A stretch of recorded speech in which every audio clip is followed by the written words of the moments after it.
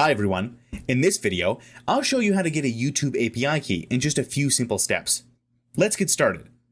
First, visiting the Google Cloud Console and signing in with your Google account. If you don't already have a project, create a new one by clicking on the Create Project button and following the prompts. Once your project is set up, navigate to the APIs and Services section and click on Library.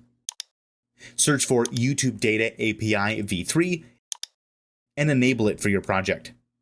After enabling the API, go to the Credentials tab and click on Create Credentials.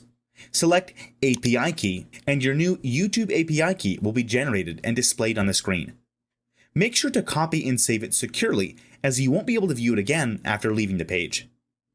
You can also restrict the key's usage to specific IP addresses or referrers for added security. And that's it. You've successfully obtained your YouTube API key. If you found this tutorial helpful, don't forget to like, comment, and subscribe for more tips and tricks. Thanks for watching, and I'll see you in the next video.